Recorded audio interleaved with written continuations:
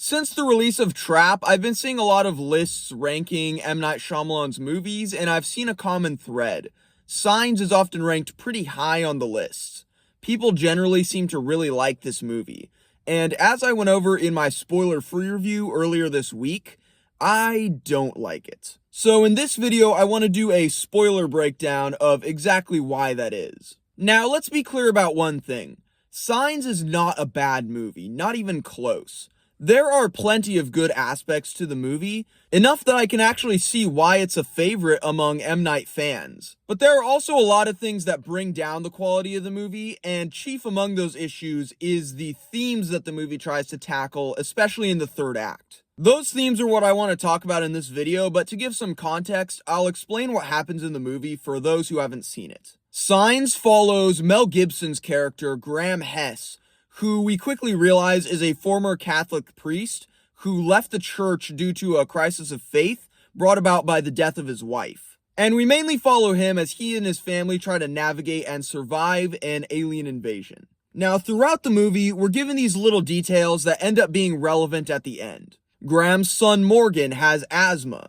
His little daughter Bo is always leaving cups of water around the house because she thinks they're contaminated by dust and stuff. His younger brother Merrill, who lives with him, is a former baseball player, etc. And this is the point where I'm going to skip over most of the movie, including parts that I found interesting and entertaining, because they just don't relate to my main point, and I don't want to be here forever. So, skipping to the end, the characters end up in a situation where Morgan gets captured by an alien who tries to poison him with a kind of toxic gas, and this is where things get frustrating. For starters, Graham gets a flashback of the last words his wife told him before she died, which were to tell Merrill, the brother, to swing away.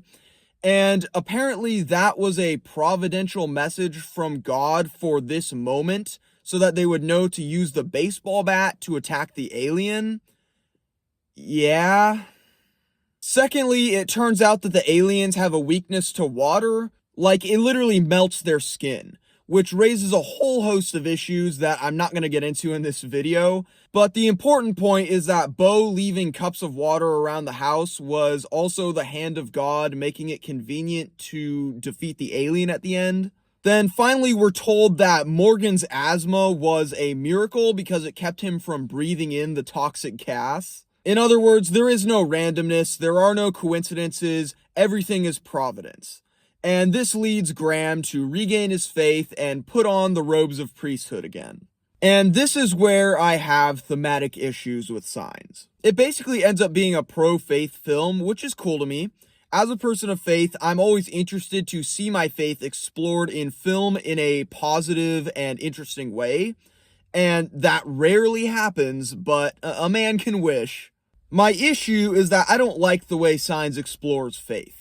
It makes the mistake that so many religious movies make by showing a character who either gains or in this case regains their faith as a result of witnessing a miraculous or providential event. A great extreme example of this is the movie God's Not Dead, which has become kind of a punching bag for bad Christian movies, and rightfully so. It's one of the worst major motion pictures of all time. But near the end of that movie, there's a scene where the atheist character goes to visit his mother, who has dementia. And throughout the movie, she's been unable to remember anything or speak coherently.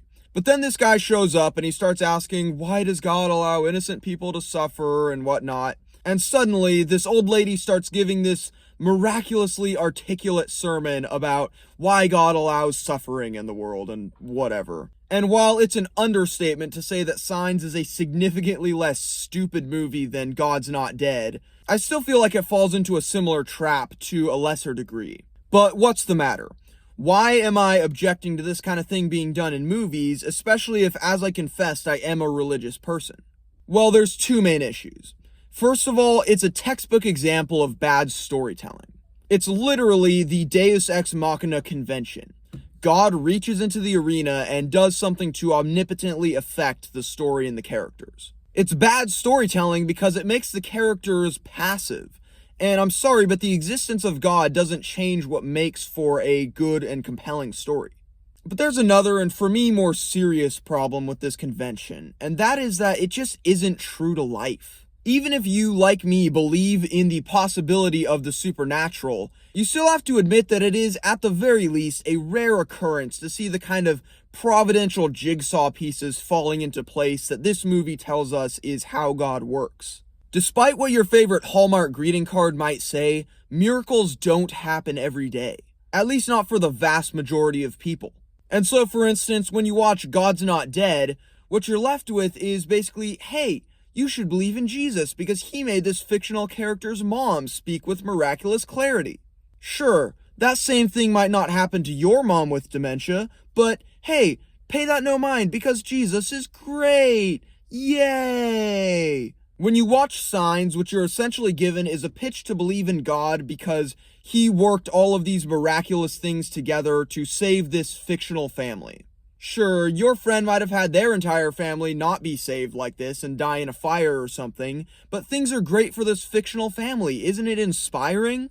And to clarify, I'm not using the problem of human suffering as a way of invalidating all happy endings or inspiring stories because, oh, there's a starving kid in Africa who didn't have the same happy ending. That's not what I'm saying at all, and I think that's a very supercilious way of looking at the world. There are an absolute plethora of different stories to tell that are all valid, and I'm not even saying that miraculous events can't play a role in a good story. All I'm saying is that if you're going to make a film with a pro-faith pitch, it's most likely going to be unsatisfying if you make your character's arc of coming to faith be based on providential or miraculous things happening. Because in most cases, coincidence really is just coincidence. Anyway, that's my rant. If you find this topic interesting, I'd love to hear your perspective on it. Maybe you see something I'm missing in Signs or in this storytelling convention. I'd love to hear from you in the comments, I really would. And with that said, I'll see you in the next review.